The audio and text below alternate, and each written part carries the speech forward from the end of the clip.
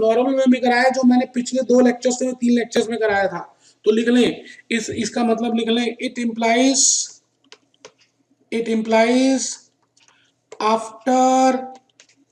implies after every 1.86 months new order will be placed।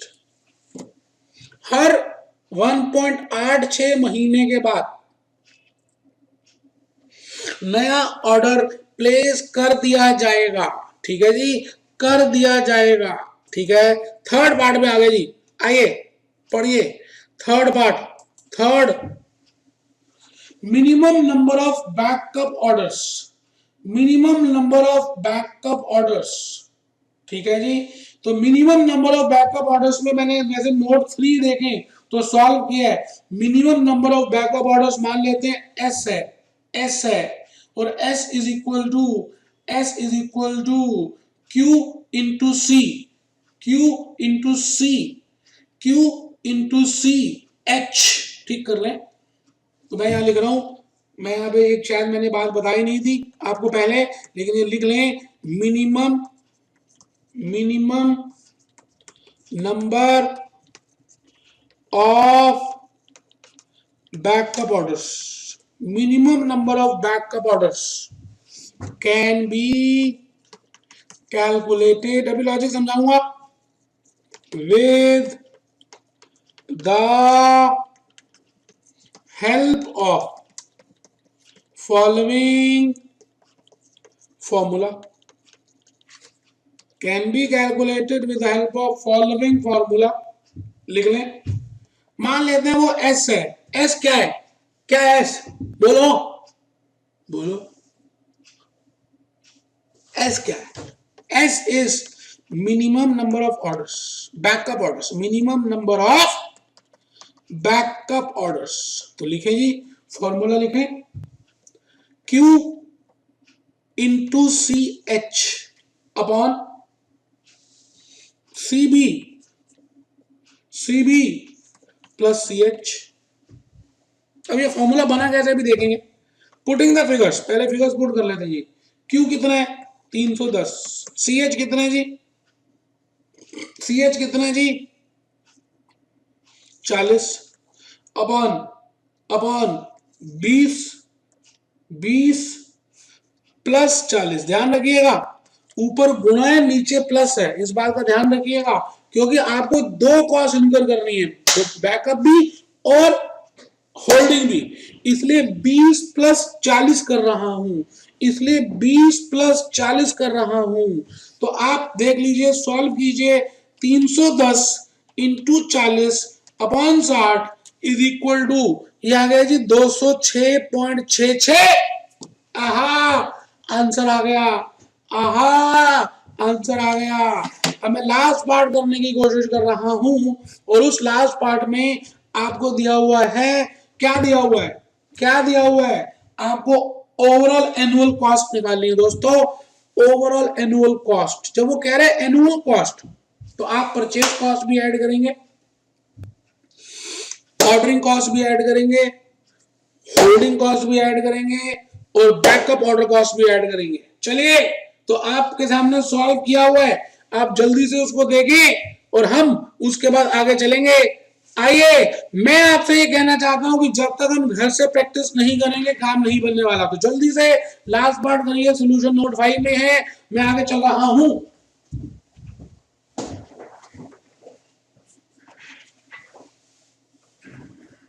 Hello, ठीक है दोस्तों, आइए, मुझे उम्मीद है कि आपने ये सब कर लिया होगा, और मैंने इसका सॉल्यूशन ऑलरेडी दिया भी हुआ है। तो मैंने बैकअप ऑर्डर कॉस्ट मॉडल के बारे में बताया। तो अभी तक हम 3 मॉडल्स कर चुके हैं। एक मॉडल का नाम है EOQ मॉडल, प्रोक्योरमेंट मॉडल जिसको बोलते हैं। दूसरा है प्रोडक्शन मॉडल, EBQ। तीसरा है बैकअप ऑर्डर कॉस्ट मॉडल, तो आइए दोस्तों, हमने मॉडल्स कर लिए। मैंने पिछली क्लास में आपको कुछ टेक्निक्स बताई थी, जिस टेक्निक्स में मैंने आपको कहा था कि हम टेक्निक्स यूज करते हैं, techniques of inventory management, techniques of inventory management.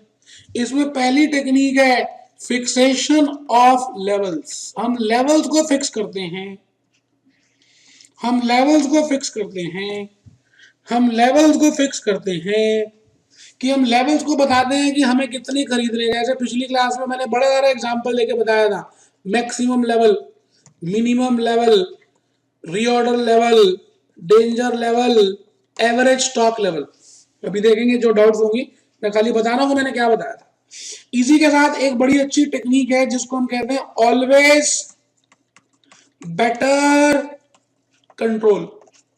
तो पहले मैं इसके बारे में बताना चाह रहा हूं, उसके बाद तो डाउट्स तो ले ही रहा हूं। एबीसी टेक्निक बोलते हैं इसको, कैट class A, class B, class C items. जैसे आप किसी भी एरोप्लेन, हवाई जहाज, किंगफिशर एयरलाइन, जेट एयर, अरे किंगफिशर का नाम तो लेना नहीं चाहिए, मैंने कहा जेट एयरवेज, सहारा, आप किसी भी प्लेन से जाएं तो आपको मालूम है वहां पे 3 तरह की क्लासेस होती है। एक बिजनेस क्लास होती है, एक बिजनेस क्लास होती है, एक इकोनॉमी क्लास होती है, एक इकोनॉमी क्लास होती है। इकोनॉमी क्लास और बिजनेस क्लास की सीट्स में डिफरेंस होता है, फैसिलिटीज में डिफरेंस होता है। वहां पर एलीट तरह के लोग जाते हैं, बड़े बड़े इंडस्ट्रियलिस्ट, बड़े बड़े सीईओज, बड़े बड़े सीएफओज, वो बिजनेस क्लास में बैठते हैं। और यहाँ पर इकोनॉमी क्लास में नॉर्मल हम सब बैठते हैं। वैसे मैं अपने आप को और आप सबको नॉर्मल नहीं मानता, मैं मानता हूं कि जब आप भी एरोप्लेन में जाएं और जब मैं भी जाऊं तो मेरा एक सपना है कि हम इसको यहाँ पर बिजनेस क्लास में माने, हम बिजनेस क्लास में जाएं। बिल्कुल आप रेलवे में गए होंगे, इवन शताब्दी और राजधानी में भी अलग अलग तरह की क्लासेस होती हैं। एसी, एसी 3 टायर भी होता है, सेकंड टायर भी होता है। उसके बाद नॉन एसी चेयर कार भी होती है, और एक इकोनॉमी होती है जिसमें कोई रिजर्वेशन की जरूरत नहीं पड़ती और वहां पर सारे जाते हैं। तो मैं आपसे ये कहना चाह रहा हूं कि आप सभी एक बात को ध्यान से समझ लें, always better control, fixation of levels. मैं अभी आपको एबीसी एनालिसिस कराना चाहता हूं, और मैं चाहता हूं कि आप ध्यान से एक बार उसको लिख लें। मुझे लगता है कि मैंने शायद आपको वो स्लाइड दिखाई थी, एक बार मैं दोबारा से उन्हीं स्लाइड्स में जा रहा हूं, और एक बार अगर आपने नहीं लिखी तो आप एक बार लिख लें।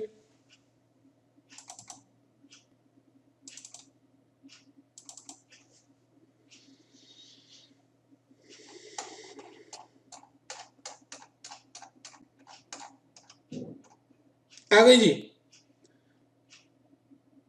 लिखे जी। कंसेप्ट नंबर 19 प्लीज सभी ने लिखना है। मुझे मालूम है कि आप में से कुछ नहीं लिख रहे, लेकिन मैं फिर बताता हूं। जीत का रहस्य, एक लव्य को अंदर से इच्छा थी कि वो अच्छा विश्व का धनुर्धर बने, और गुरुदेव ने उसको कोचिंग देने के लिए मना कर दिया। लेकिन ऐसी लागी लगन, मीरा हो गई मगन, तो एक लव्य ने गुरु की प्रतिमा बनाई जंगल में जाकर, और उसी प्रतिमा से सीख लिया। लेकिन प्रैक्टिस तो की, कहते हैं प्रैक्टिस के बिना इस दुनिया में कुछ हो ही नहीं सकता। Practice makes the man perfect, practice makes the women perfect. इस दुनिया में जब तक हम अभ्यास नहीं करेंगे तब तक कुछ नहीं होगा। कृपया करके आप लिखें कंसेप्ट 19, अभ्यास करें, techniques of inventory management, ABC analysis. मैंने पिछली क्लास में लेवल्स की टेक्निक बताई थी, ठीक है जी। लिखें, लिखें।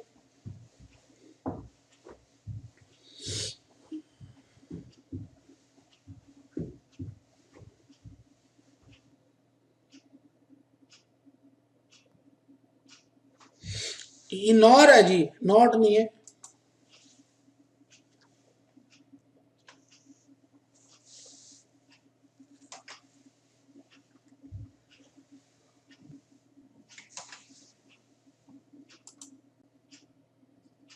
लिखा है जी, it is neither visible nor desirable for the management,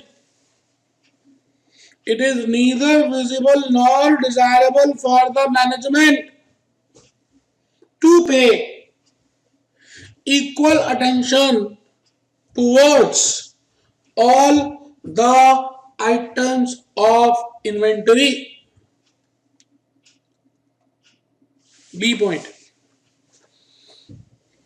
अभी देखेंगे हमने क्या लिख रहे हैं। Hence selective inventory techniques are being followed. Underline कर देंगे selective inventory techniques, selective inventory techniques, selective inventory techniques, जिसमें से एक टेक्निक का नाम है एबीसी, ऑलवेज बेटर कंट्रोल।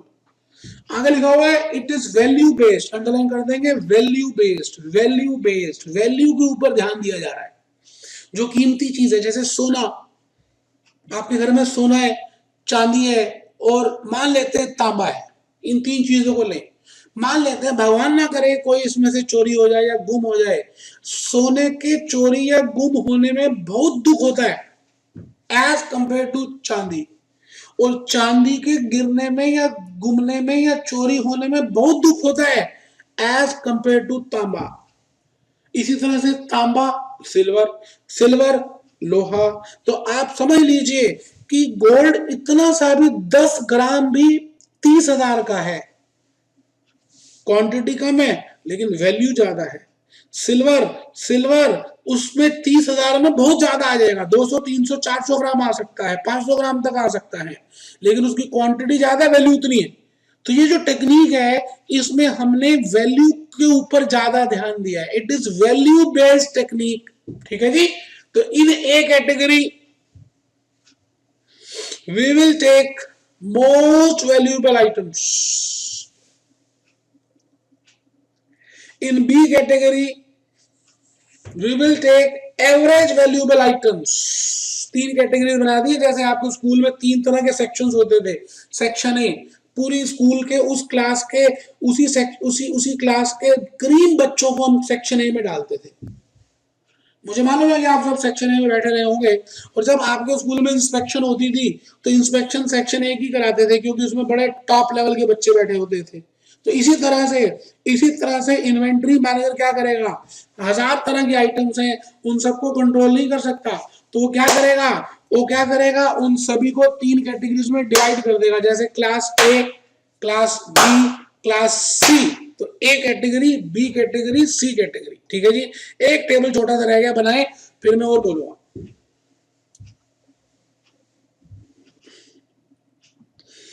आपने लेफ्ट हैंड साइड में लिखना है कैटेगरी ए, जैसे 15% ऑफ टोटल आइटम्स, आइटम 15 है, 15% है, कितनी कम है, लेकिन उनकी वैल्यू कितनी होनी चाहिए, टोटल वैल्यू का 70%। Category B 30% of total items, लेकिन उनकी वैल्यू कितनी होनी चाहिए, 20% of total value. Category C 55% of total items, तो उनकी वैल्यू कितनी होनी चाहिए, 10% ऑफ टोटल आइटम्स। आप ध्यान से देखिए 15 जमा 30 जमा 55, यहां भी 100% है, 70 जमा 20 जमा 10, वहां भी 100% है, लेकिन दोनों में डिफरेंस है। ये इंक्रीजिंग ऑर्डर में कैटेगरीज बढ़ते हुए क्रम में है और वैल्यू घटते हुए क्रम में है। और ध्यान से देखिए क्लास ए के अंदर आइटम कम है लेकिन वैल्यू उनकी 70% होनी चाहिए। अभी समझेंगे। तो डी पॉइंट तक लिख लिया जी। आइए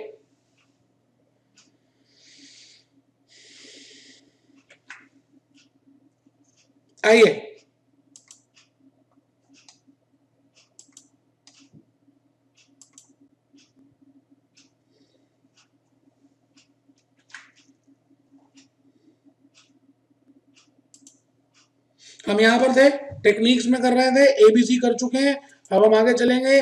मैंने आपको बताया एबीसी को पहले समझेंगे, और एबीसी आपके पेपर में बार-बार पूछ रहे हैं, और मेरे को लगता है थ्योरी में अगर आएगी और अगर आप प्रैक्टिकल कर देंगे तो बहुत ही बढ़िया रहेगा दोस्तों। मुझे खुशी मिलेगी जब आप उस समय डायग्राम बनाएंगे और आप पास होंगे और आपका भला होगा और आपके माता पिता के सपने पूरे होंगे। बस दोस्तों मुझे वहीं पे खुशी है, भले आप उसके बाद आगे बताएं या ना बताएं, लेकिन कहते हैं यूनिवर्स में हम जो देते हैं हमें वही वापस मिलता है।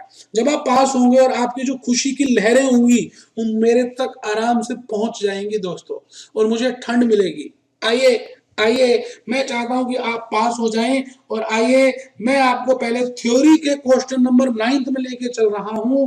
पेज नंबर 131, पहले थ्योरी में आ जाइए, पेज 131 मेरी ही किताब का, page 131, page 131, explain the term ABC analysis, मैंने वहां पे लिखा हुआ, वहां पे लिखा है मैंने कि इस दुनिया में हम सब कुछ तो कर भी नहीं सकते, क्यों? क्योंकि हमारे पास टाइम ही नहीं है, टाइम इज लिमिटेड,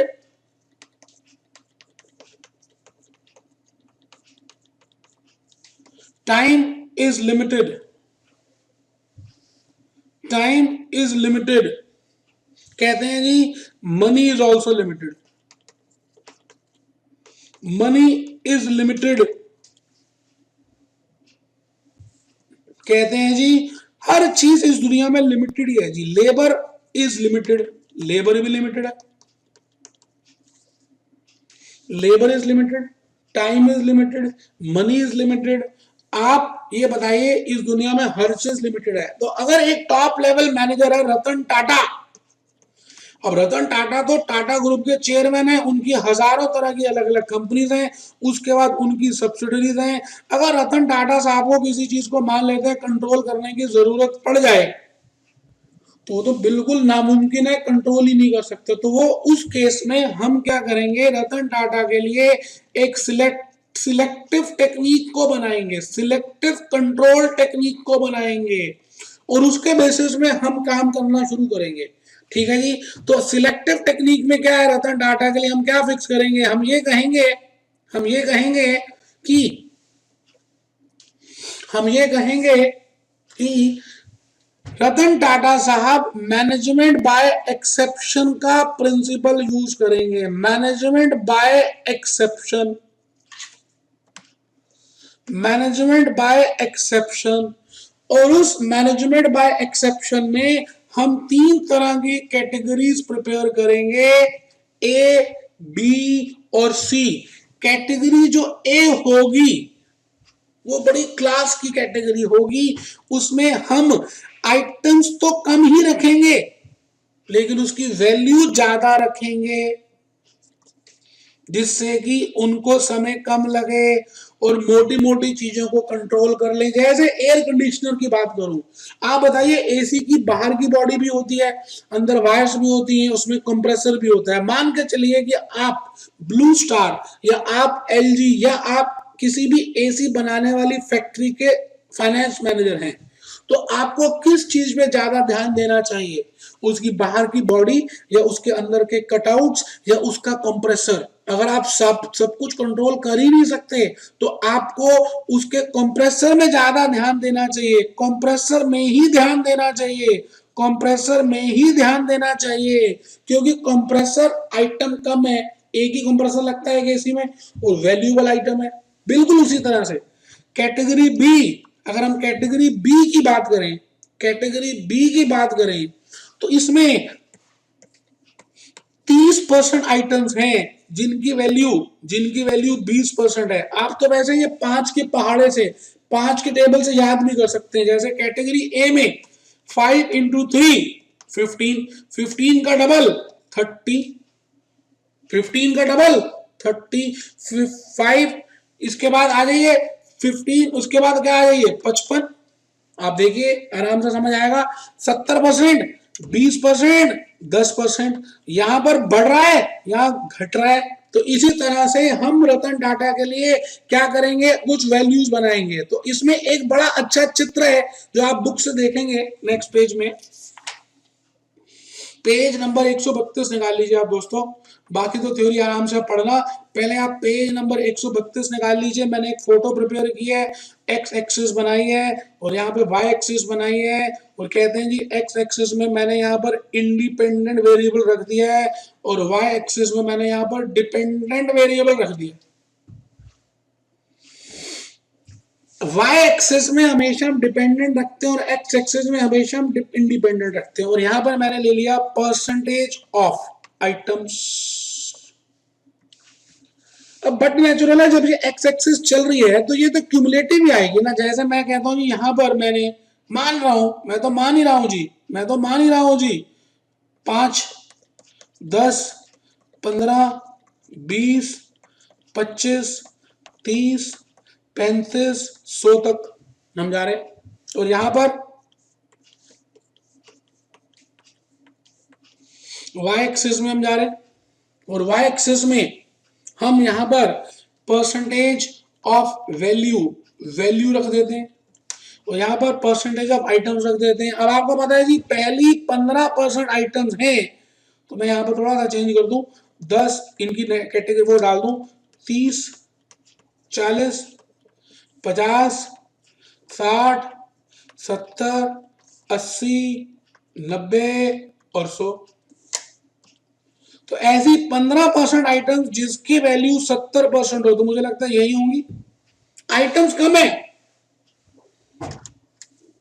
लेकिन वैल्यू ज्यादा है जी, इसको कहते हैं कैटेगरी ए, इसको कहते हैं कैटेगरी ए।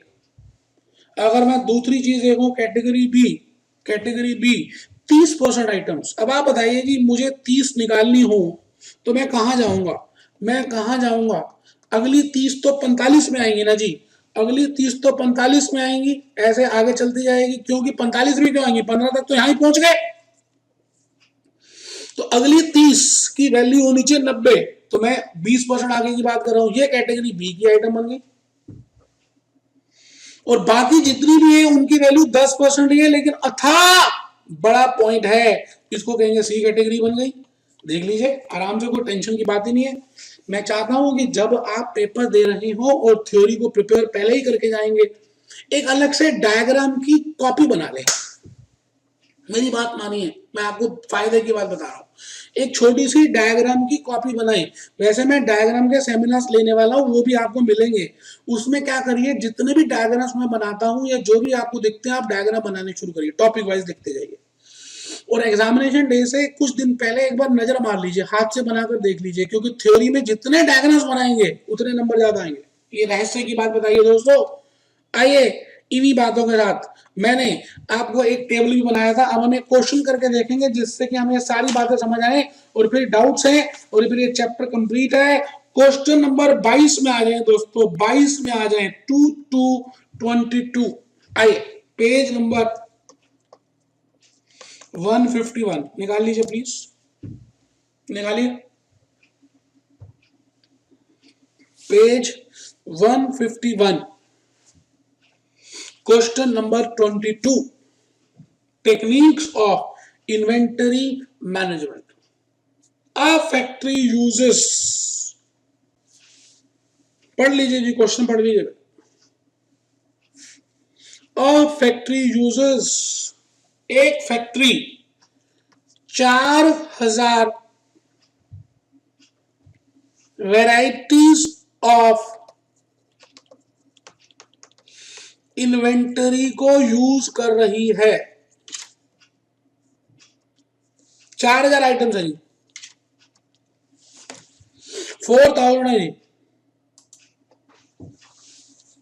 मतलब एक कंपनी के पास 4000 तरह की आइटम्स हैं। हो सकती है नहीं, बिल्कुल हो सकती है। आप किसी मैन्युफैक्चरिंग कंपनी की बात करें, मारुति सुजुकी, पोलर फैंस, क्या लगता है जी मारुति सुजुकी जब एक गाड़ी बनाती होगी, उस कार को बनाने में क्या उसको अलग अलग कंपोनेंट्स यूज नहीं करने होते होंगे? कितने तरह के मॉडल्स हैं और कितनी तरह के उसके कंपोनेंट्स हैं। मैं तो कहता हूँ 4000 कम बोला, इससे ज्यादा भी हो सकते हैं। 4000 आइटम्स हैं जी, ठीक है जी। In terms of inventory holding and inventory usage the following information is compiled. हमने कुछ इंफॉर्मेशन कंपाइल कर रही है, ठीक है। Number of variety of inventory, number of inventory, ठीक है। तो बताइए जी, यहां पर ध्यान से पहले क्वेश्चन पढ़ लें, फिर मैं आगे आपके सामने चलूंगा। 3875 नंबर है, एक कैटेगरी होगी कोई भी, नंबर ए, आइटम नंबर 1 2 कुछ भी हो सकती है। मान लेते हैं ब्लेड है, ब्लेड यूज होते हैं, मान रहे ये 3875 यूज हो रहे हैं, नट्स यूज हो रहे हैं 110 यूज हो रहे हैं, बोल्ट्स यूज हो रहे हैं, बोल्ट्स 15 यूज हो रहे हैं। आप टोटल देखिए 4000 यूज हो रहे हैं।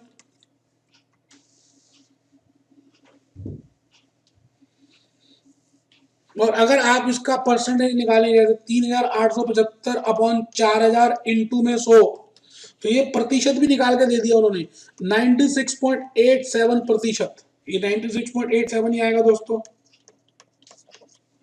2.75%, 0.375%।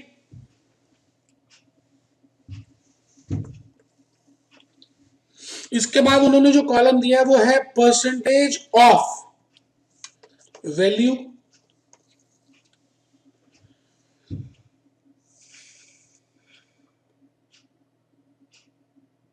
बीस परसेंट की वैल्यू लिखिए जी, 30 लिखिए जी, 50 लिखिए जी। टोटल देख लीजिए 100 किया हुआ है इन्होंने, और यहाँ पर भी 100 किया हुआ है। और एक लास्ट कॉलम दिया है परसेंटेज ऑफ इन्वेंट्री यूसेज, उसका कोई ऐसा यूज नहीं है, हम परसेंटेज ऑफ वैल्यू ले रहे हैं और परसेंटेज ऑफ क्वांटिटी ले रहे हैं। यूसेज कितनी थी उसका कोई इस्तेमाल नहीं है, यूज ज्यादा भी हो सकता है, क्या पता उसकी वैल्यू कम हो। हमें दो चीजों पे ध्यान देना है। लेकिन मैं एक बात कहना चाहूंगा, पहले क्वेश्चन पढ़ लेते हैं। क्लासिफाइड, अंडरलाइन कर दीजिए, अंडरलाइन कीजिए, classified, classified the items of inventory, inventory की आइटम्स को क्लासिफाई करो as per ABC, as per ABC analysis with reasons, reasons भी बतानी है, ठीक है जी। आइए मैं आपसे ये कहना चाह रहा हूं कि एक बात का ध्यान रखिएगा, वैसे एबीसी एनालिसिस में कैटेगरी ए में 15% आइटम्स हैं जिनकी वैल्यू 70% होनी चाहिए, 70। फिर नेक्स्ट 30% आइटम्स हैं जिसकी वैल्यू 20% होनी चाहिए। फिर नेक्स्ट 45 और 55% आइटम्स हैं जिनकी वैल्यू 10% होनी चाहिए। ये एक हमने मापदंड बनाया है, बेंचमार्क बनाया है। कई बार क्या होगा कि आपको ये मापदंड फॉलो नहीं होगा, कोई घबराना नहीं है। एक मोटा मोटी एक आइडिया दिया है कि कभी भी आप किसी की कैटेगरी बनाए तो इस तरह की क्लासिफिकेशन होनी चाहिए। थोड़ा बहुत वेरिएशन चलेगा, आप उसमें टेंशन मत लेगी ये 70 था 70 क्यों नहीं आया, तो कोई टेंशन की बात है नहीं वैसे। और इस क्वेश्चन में एग्जामिनर ने तो मुझे लगता है सब कुछ पहले ही कैलकुलेट करके दे दिया। अगर वो आपको इस क्वेश्चन को डिफिकल्ट बनाना चाहता तो ये जो वैल्यूज हैं, ये परसेंटेज ऑफ वैल्यूज नहीं निकालता, आपको खुद निकालनी पड़ती, वो मैंने निकाल के भी दिखाई है। और उसी तरह से आपको वैल्यू जनरली दी होगी कि कितनी वैल्यू है। आइए हम यहाँ पर बिल्कुल आराम से लिख सकते हैं और आप मुझे बता खुद ही सकते हैं क्वेश्चन देखकर कि कौन सी आइटम ए है, कौन सी आइटम बी है। तो मैं लिख रहा हूं जी क्वेश्चन नंबर 22 और हेडिंग लिख रहा हूं statement showing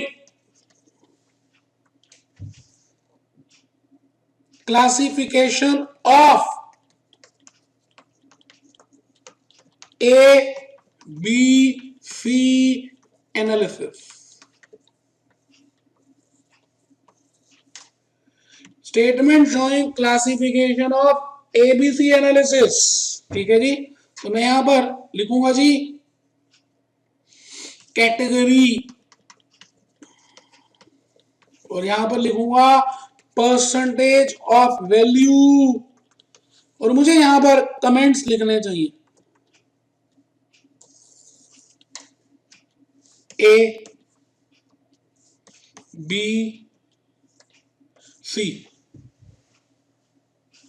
category A, category B और कैटेगरी सी। टेबल वैसे ही बनाना जो मैंने टेबल बना के दिखाया आपको, category A, category B, category C. अब नीचे उसने कहा लिखा भी है, वैसे तो मैंने आंसर दे ही दिया है, अगर आप ध्यान से देखें तो नीचे लिखा हुआ classification of the items of inventory as per ABC analysis. ध्यान से देखिएगा, पहले केस में 96.875% की आइटम्स हैं और उसकी वैल्यू खाली 20% की है। तो मुझे लगता है आपके दिमाग में फ्लक्चुएट होने लग गया होगा, कम आइटम्स वैल्यू ज्यादा। अगर आप आइटम नंबर 3 को देखें जिसकी आइटम 15 एब्सोल्यूट में प्रतिशत में 0.375 है और उसकी वैल्यू 50% है, तो मैं समझता हूं जी पहले लास्ट केस में वो जो परसेंटेज कम है, जो मैंने बोल्ट्स लिया था, बोल्ट्स, फिर नट्स लिए थे, फिर ब्लेड्स लिए थे, ऐसे लिए थे। तो नट्स बोल्ट्स ब्लेड्स तो मैंने अपनी मर्जी से ले लिए थे। बोल्ट्स वाली जो आइटम है जो 0.3875% है और जिसकी वैल्यू 50% है। अब देखिए 50 आ रहा है, 70 था, कोई बात नहीं, मैंने आपको बताया मोटा मोटी बेंचमार्क दे दिया 70 20 10 का।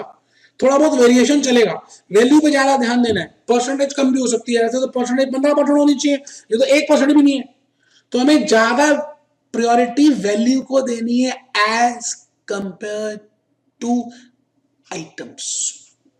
ठीक है जी, चलिए नट्स, नट्स 2.75 जिसकी वैल्यू 30%, और तीसरा 96.875% जिसकी वैल्यू 20%। और नीचे मैंने एक्सप्लेनेशन दे भी दी है कि ऐसा मैं क्यों कर रहा हूँ, और आपको समझ भी आ गया, मैंने अपनी क्लास डिस्कशन में पूरा बताया भी है कि हम कौन से आइटम को ए लेंगे, कौन से आइटम को बी लेंगे और कौन से आइटम को सी लेंगे, ये सारी बातें मैंने बता दी हैं। और मैं इस क्लास के अब आखिरी पड़ाव में हूँ, क्योंकि मैंने सारे कंसेप्ट डिस्कस कर लिए हैं। अब मैं चाहता हूँ कि आपके प्रैक्टिकल क्वेश्चन थोड़ा सा मैं देख लूँ और डाउट्स देख लूँ, जिससे कि हम इस चैप्टर को बिल्कुल कंप्लीट कर दें और हम आगे चलें। आइए, अगर लिख लिया हो तो पेज नंबर 136 में आ जाइए, पेज 136। क्वेश्चन नंबर 1 हमने कर लिया, पहले कर दिया था। क्वेश्चन 2 भी मैंने करा दिया है, क्वेश्चन 3 भी करा दिया है, क्वेश्चन 4 भी करा दिया था, पहले ही करा दिया था जी। 5th क्वेश्चन भी करा दिया मेरे दोस्तों। 6th question,